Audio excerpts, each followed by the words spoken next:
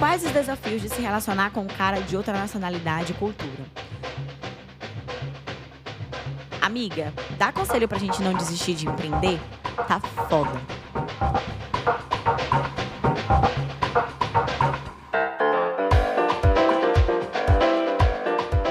Tenho 46 anos e sou professora de educação infantil. É possível trabalhar e morar fora do país? Sobre autoestima. Tenho 22 e ainda sou muito insegura. Queria ser uma mulher foda.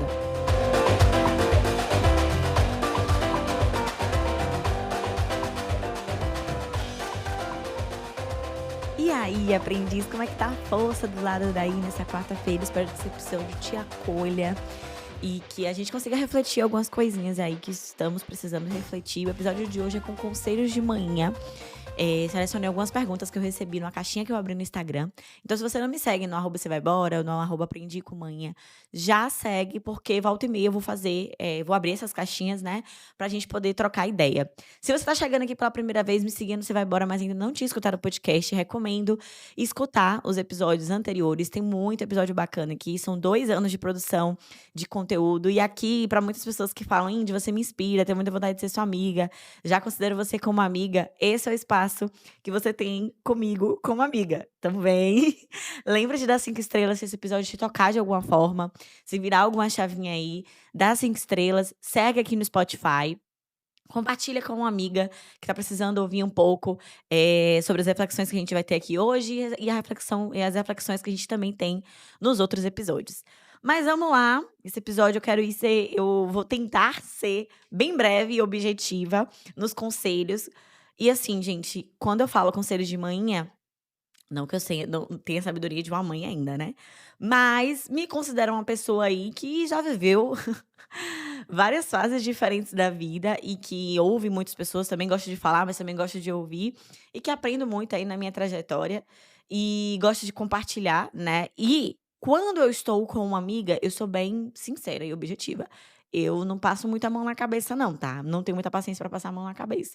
Se quer ser minha amiga de verdade, tem que saber que eu vou ser sincera, vou ser honesta.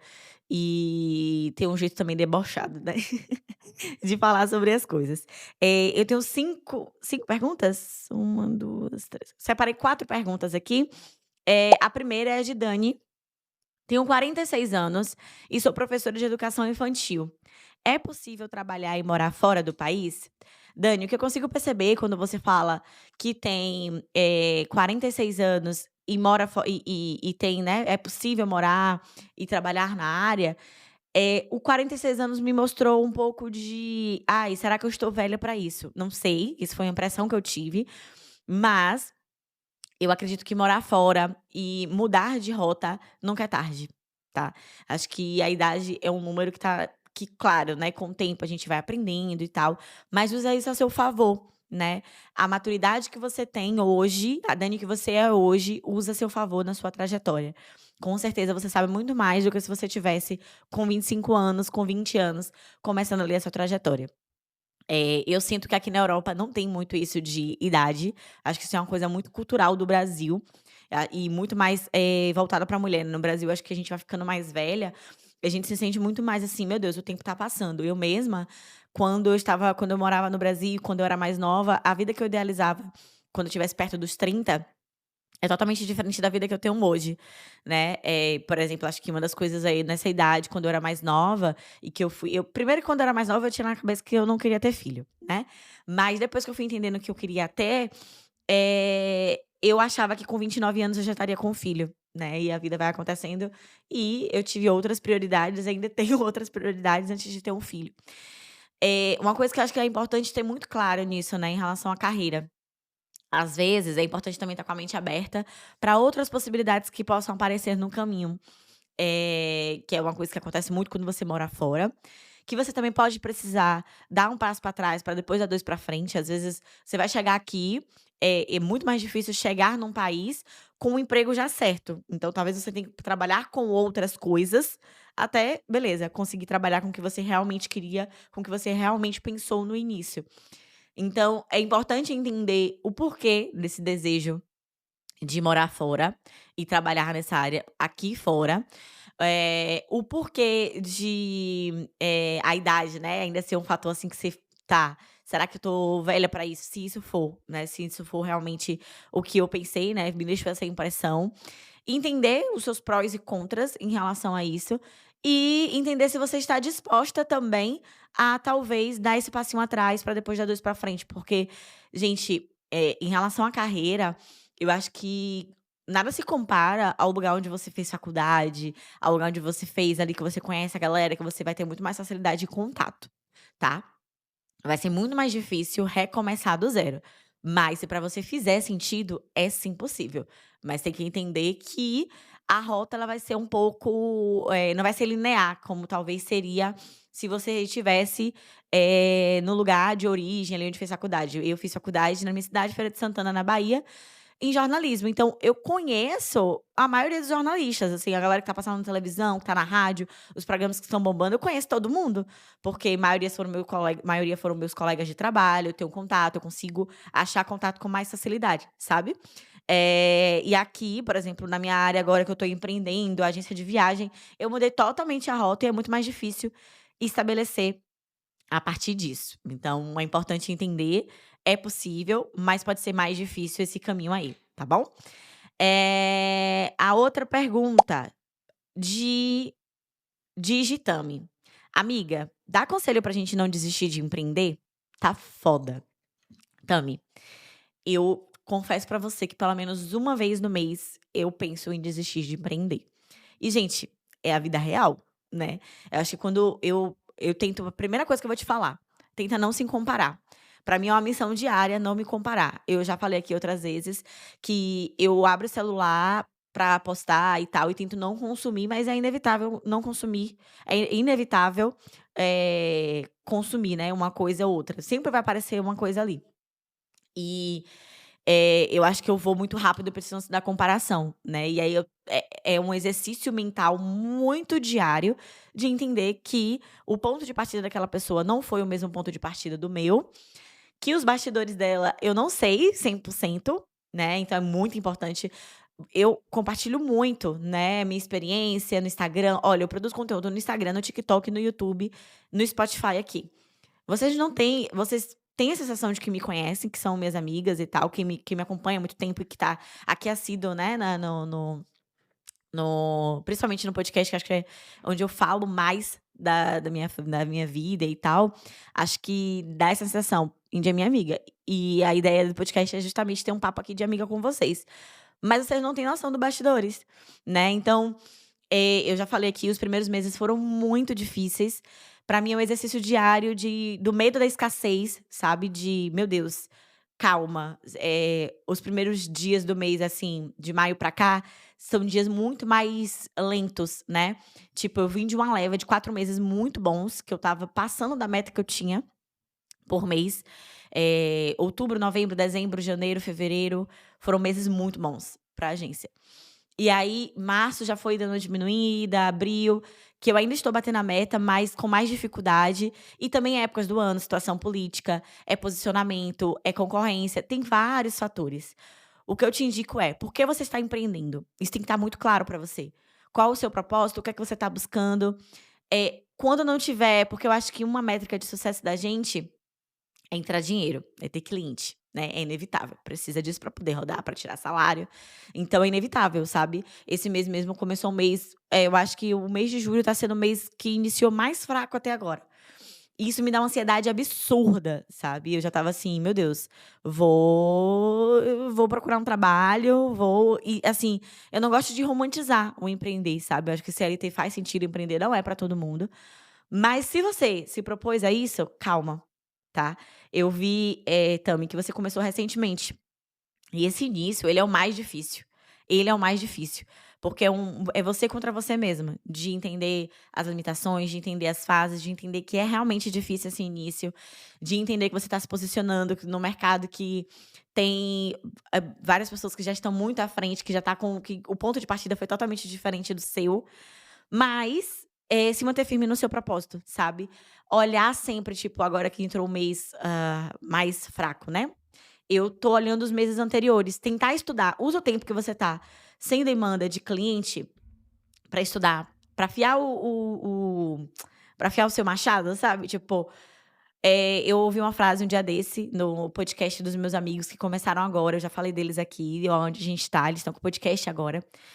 Já escuta eles no Spotify também. E o Brunão, que é um grande amigo, ele fala: quando você não ganha, você aprende. Então, se você não tá ganhando dinheiro, se você não tá tendo clientes no momento, busca conhecimento. Vê o que você pode fazer de diferente, mas também não se cobrando tanto, porque no meio do digital é um paradoxo. A gente consegue alcançar muito mais pessoas e acaba que a noção que a gente tem de pessoas, por a gente conseguir ter esse alcance muito grande. Por exemplo, eu tenho 25 mil inscritos, eu estagnei nesse número. 25 mil seguidores no Instagram. Eu estagnei nesse número, esse número tá me pegando muito, porque eu tô assim: "Gente, o que é que eu tô fazendo que não tá saindo daqui?", né. Porque eu empreendo na agência, empreendo na produção de conteúdo, podcast, que eu me orgulho muito desse trabalho, eu fico: "Velho, eu quero muito ganhar dinheiro com isso aqui, o que é que tá acontecendo que não sai do lugar?". E eu me cobro muito em relação a isso. E é um jogo injusto, porque o algoritmo é um jogo de sorte também, é uma coisa que eu falo muito no digital. Acho que o poder do digital ainda está um pouco centralizado no sudeste. Acho que o networking, as coisas fluem muito mais ali, apesar da gente ter o algoritmo que consegue entregar conteúdo para todo mundo. Eu consigo entender que as oportunidades estão muito centralizadas em grupinhos, sabe, e que esse grupinho ele é muito seleto. E aí, minha irmã, é difícil, tá, mas eu vi o seu conteúdo, você tá indo muito bem, você vai prosperar. Calma, vive um dia de cada vez e tenta colocar pequenos lembretes, sabe, e pequenos lembretes pra você mesmo, de você e da sua trajetória. Uma coisa que eu faço muito, por exemplo, agora eu tenho 1 ano que eu tô empreendendo, 1 ano que eu tô no meu escritório. E, gente, há 3, 4 anos eu estava na Irlanda trabalhando que nem uma cachorra. Depois eu fui trabalhar para uma empresa que, o ambiente não era saudável, e eu estava, sabe, tipo, sufocada. Eu não tinha tempo para respirar. Então também tira tempo para respirar, para recalcular a rota. O descanso também, ele vai te ajudar a produzir mais depois, a conseguir quando tiver, mais trabalho, vai te ajudar a você estar mais preparada para isso. Então entende esse caminho, vai estudando, vai se posicionando, vai fazendo o que você pode, né, dentro das condições que você tem. Isso é muito importante, porque às vezes a gente está só se comparando com o outro, naquela expectativa, naquela ansiedade. Sei que você tem suporte, sei que você tem uma rede de apoio e isso é muito importante, gente. Para quem quer empreender, precisa ter uma rede de apoio boa, sabe. Eu tô fazendo praticamente tudo sozinha e meu querido que tá aqui, eu tô o tempo todo enchendo o saco dele, sabe. Meu Deus, eu vou fazer alguma coisa, eu vou procurar um extra no verão, e tá tudo bem se eu chegar a esse ponto também, mas às vezes é só ansiedade, é só ânsia. Não teve um mês que eu não bati meta ainda, né, depois que as coisas começaram a virar. Os 4 primeiros meses foram muito difíceis. E eu fiquei: "Tá, talvez isso aqui não dê certo", e depois começou a virar, mas tem altas e baixas, qualquer mercado tem isso. Então se mantém firme aí que vai virar, tá. E você tem que estar preparada para isso, então aproveita esse tempo que você acha que não tá virando, para se preparar pra virada, que uma hora ela vem. A outra pergunta, deixa eu abrir aqui, sobre autoestima. Tenho 22 e ainda sou muito insegura. Queria ser uma mulher foda. Jess Maia. Jess, vamos lá. Primeiro, quando você fala assim: "Queria ser uma mulher foda", qual é o modelo que você tem de mulher foda? Isso é muito importante. Qual o modelo que você tem de mulher foda? O modelo que eu tinha e que tenho ainda de mulher foda, quando eu era mais nova, era o modelo que eu tinha de vovó. Quando eu falo muito de vovó aqui, gente, é realmente porque aquela mulher sempre foi, assim, eu sempre fui apaixonada pela história de vovó e sempre ficava assim: "Meu Deus, que mulher incrível". E vovó era sabedoria de comunicação, de liderança. Eu nunca tive esse espelho, assim, sabe, de: "Ai, uma mulher foda, um salto alto, tal". E aí depois eu fui criando a minha própria identidade, e aí o meu conceito de mulher foda era ser uma viajante que nem Glória Maria. Eu falava que eu ia ser a tia rica, eu sempre falei isso. Não me via casando, não me via tendo filhos, me via viajando o mundo e trazendo presentes para os meus sobrinhos. Era esse, e olha que eu sou filha única, né, mas sobrinhos, tipo, os filhos dos meus primos. E, com o tempo eu fui alinhando essa imagem. Hoje o que eu tenho de mulher foda é uma mulher que é dona de si, que sabe escolher as relações que ela tem, é uma mulher que sabe, investir no conhecimento dela, é uma mulher que tem coragem, né, mesmo tendo muito medo, que ela tem coragem de seguir em frente, de não gente, pra mim, um parâmetro de uma mulher foda é uma mulher que sabe dizer não, uma mulher que sabe se posicionar, uma mulher que sabe sair de relações que não cabem mais ela. Pra mim é um conceito de mulher foda. E é essa mulher que eu procuro ser todos os dias, sabe, uma mulher que honra a sua história, que não se perde em relações. Então acho que isso, Jessi, é muito importante, nesse primeiro momento, você entender o que é que você tá buscando de mulher foda. O que é ser uma mulher foda pra você. 22 anos, eu acho que eu sempre falei aqui, né, nos outros episódios, eu acho que eu amadureci muito cedo, mas amadurecimento é uma constância, não é tipo assim: "Ai, hoje eu tô madura e pronto". A gente tá sempre um aprendizado constante. Com 22 anos eu estava na Irlanda, me reconhecendo ali. E eu achava que eu era super foda, já de estar ali, mas ao mesmo tempo eu me sentia muito frustrada por não eu cheguei lá sem inglês, por não saber me comunicar direito, por, não sei lá, meio que dar espaço pra trás, que eu falei da pergunta anterior de Dani, eu tinha acabado de me formar e eu já sabia que eu ia trabalhar como babá, como faxineira, esses trabalhos eu sabia, mas ao mesmo tempo eu me perguntava: "O que é que eu tô fazendo aqui?". É normal, tá, é totalmente normal a gente se questionar no meio do caminho. Eu acho que a autoestima ela não é uma dádiva, você vai falar assim: "Ah, eu sou uma pessoa com autoestima", mas que a autoestima ela é um estado, então você está com autoestima boa hoje, e amanhã você pode não estar. Eu acho que o que tem que prevalecer é o autoamor. Você se priorizar, você se amar, você entender as fases do seu corpo. Uma frase que me ajuda muito, Jessie, é: "Não falar pra mim mesma o que eu não falaria pra uma amiga". E olha, nem sempre eu sou boa nisso, tá. Eu tô numa fase em que do ano passado pra cá eu, aumentei o peso de uma forma que eu nunca tinha aumentado, e isso mexeu muito com minha autoestima, e eu estava falando coisas absurdas pra mim quando me olhava no espelho. E era uma batalha mental comigo mesma, do tipo: "Diara, não faz isso com você", e me sentir assim. Então, entender onde é que você tá pecando com você mesmo, pra você chegar nessa mulher foda que você agora já tem muito claro que é, e ir fazendo esse exercício diário, sabe. A autoestima ela não vai acontecer da noite para o dia, vai ter altas e baixas, busca conhecimento, referências, vai ver pessoas parecidas com você. Eu vi que você é uma mulher eu vi a fotinha do perfil, então, pelo que eu vi que você era uma mulher negra cacheada. Você tá vendo pessoas negras cacheadas? Porque a beleza tem muita referência disso. Imagina, eu sou uma mulher negra com o meu cabelo crespo, né, meu cabelo era mais cacheadinho, agora ele tá crespo porque ele mudou. Ele era um 3C, já era crespo, mas agora ele tá mais, porque a curvatura ele mudou pra 4A. Quem tem cabelo cacheado vai entender, 4A, 4B, então tá bem mais miudinho. E eu tô também nessa fase que eu tive que cortar o cabelo, porque começou a crescer com outro cabelo, e nossa, eu amo meu cabelo curto, mas tem dias que eu fico: "Ai, vem, que horror". E é uma loucura, porque a sociedade vai estar sempre, o tempo todo, direcionando padrões pra gente seguir. Tá, o tempo todo. Então se você não tem na cabeça o que você quer, o que você é, vo e não quer dizer que mesmo você tendo tudo isso que ainda não vai afetar, tá. Por exemplo, eu sei que eu não vou ter não é do meu biotipo ter um corpo magérrimo e eu nem quero, mas eu tô sempre nessa: "Nossa, eu poderia ter menos barriguinha, poderia ter", sabe, coisas pequenas, mas que tem dias que, ai, eu tô mais inchada, eu tenho muita retenção de líquido, e eu me sinto horrível. Então, ver com quem você tá se relacionando também é muito importante. Eu acho que no Brasil tinha muito mais pessoas falando do meu corpo, aqui ninguém fala do meu corpo, sabe. E é uma coisa que é libertador pra mim, porque é muito cultural. Gente, eu passei quase 3 anos sem ver manhã, eu peguei pandemia fora do Brasil. A primeira coisa quando eu cheguei, fiz surpresa pra manhã, eu cheguei, e aí eu olhei, né, eu abracei manhã, cheguei no portão lá em casa, ela me abraçou e falou: "Nossa, engordou, né", foi a primeira coisa que manhã falou pra mim. E aí eu comecei a entender de onde é que vinha tanto essa noia de quando eu ganhava um pouco de peso.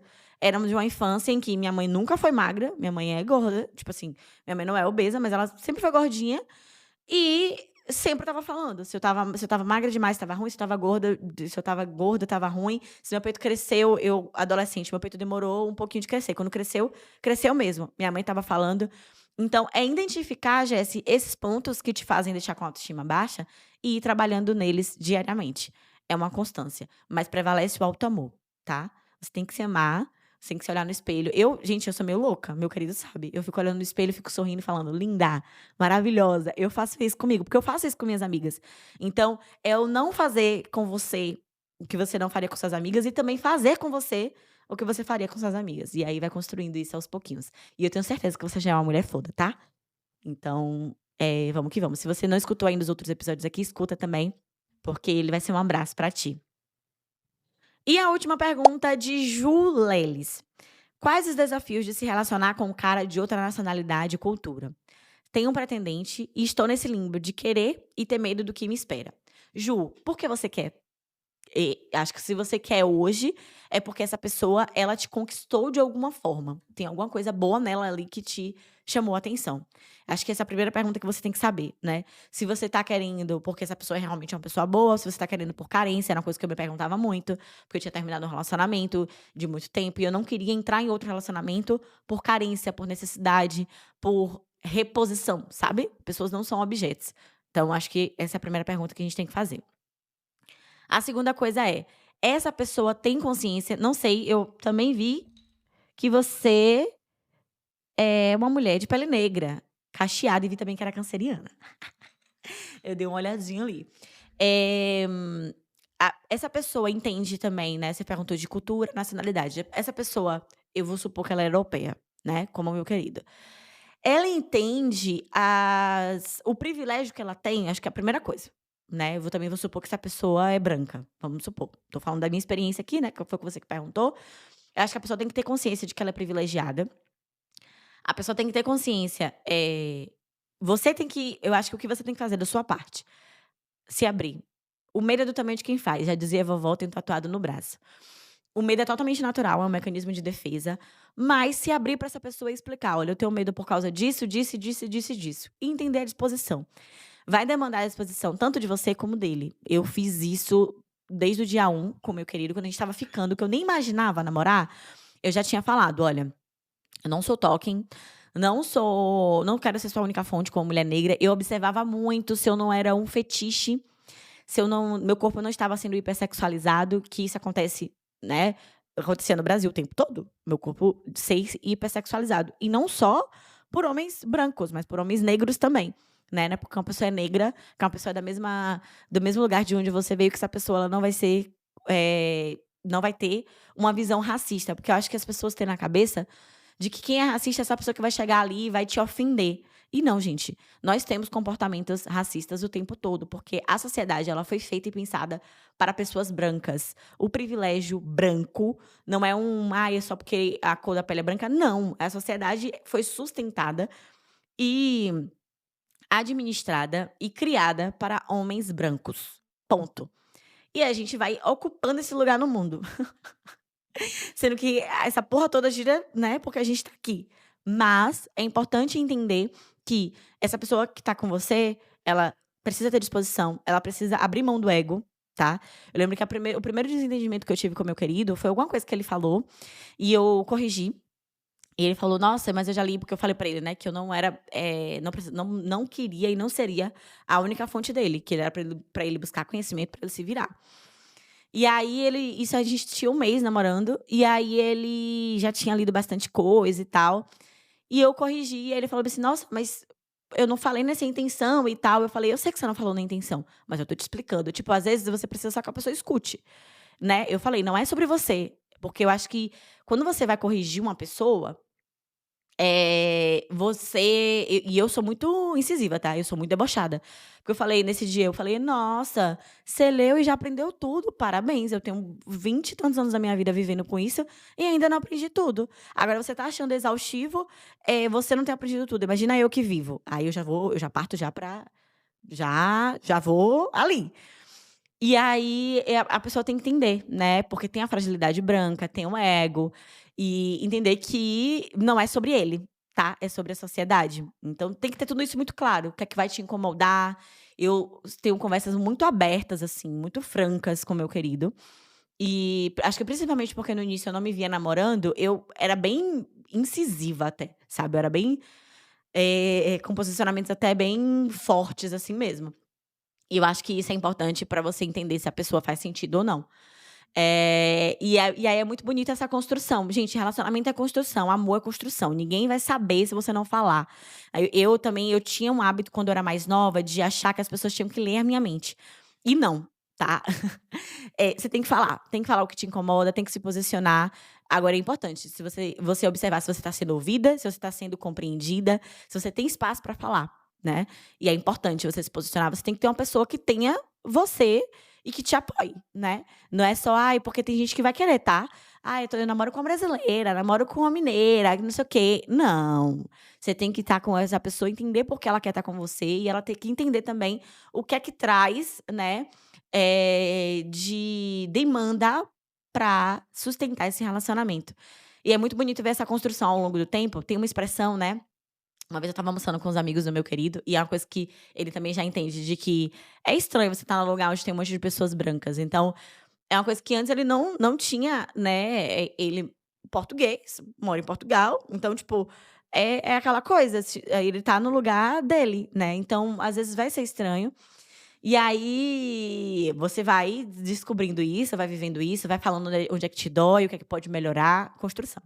E aí, pra finalizar, eu achei muito bonito que tem uma expressão que eu nunca tinha escutado, que as pessoas em Portugal falam bem assim: "Ah, faz da vida negra". Tipo, ai, fulano, tipo, uma pessoa que tá infernizando a sua vida, aí os portugueses falam: "Fazem da vida negra". Olha que fala racista. Gente, eu nunca tinha escutado isso. E na hora, eu fiquei assim, e aí, nisso já estava o tempo já de relação com meu querido, e estava na mesa, assim, e aí um dos amigos dele falou e ele mesmo corrigiu. Ele falou: "Ai, faz a vida bem difícil". Então, tipo assim, substituiu negra, sabe. Porque, para pra perceber, é a linguagem, é o dia a dia, tá nos pequenos detalhes que quem tem consciência racial vai sentir, tá. E aí eu achei muito bonito que eu não precisei falar nada. Então hoje a gente já tá num ponto de ele já identificar o que não é legal, né, mesmo que antes essa palavra fosse usada, eu já percebi muita coisa aqui que às vezes, são frases racistas, não quer dizer que não seja, mas que a pessoa é tão, tá tão dentro da bolha dela que ela não percebe aquilo ali. E nesse dia eu achei muito bonito que eu olhei pra ele, assim, eu não precisei falar nada e ele meio que já corrigiu ali, sabe. E é essa construção, isso já foi depois de um tempo. No início do namoro, com certeza, ele não teria essa consciência tão rápida, tão ligeira. Então, é entender se você tá disposta e se ele tá disposto também. Porque é desafiador, mas é possível. É possível ter amor nessas relações interraciais, interculturais. Eu sou a prova disso. Acho que eu sou exceção, porque eu já vi vários casos de relacionamento que não deu certo, mas espero que tenham mais exceções por aí, né, não é possível que só tenha meu querido, eu sei que tem mais pessoas, não, eu tenho certeza que tem. E se der certo, depois vem contar aqui pra gente, viu. Se quiser trocar mais ideia, todos vocês que mandaram mensagem, se quiser trocar mais ideia comigo, me manda um direct, vai ser um prazer trocar ideia. E obrigada por ter mandado essas perguntas, pra mim é uma honra sentar aqui e dar um conselho pra vocês, gente. Eu me sinto muito manhã mesmo. E é isso.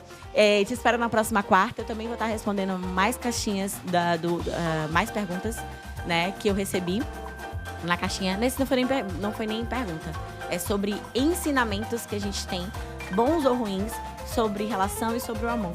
E aí a gente vai falar sobre isso no próximo episódio. Olha, lembra do Apoia-se, lembra de seguir, lembra dos 5 estrelas. O Apoia-se, gente, é pra poder fortalecer esse trabalho, pra ele continuar aqui. R$ 5 por semana, o link tá aqui na descrição do episódio. E eu tô pensando em colocar uma live por mês pra trocar ideia com vocês e me sentir mais próximo de vocês também. Um cheiro, te espero na próxima quarta e se cuida, tá bom?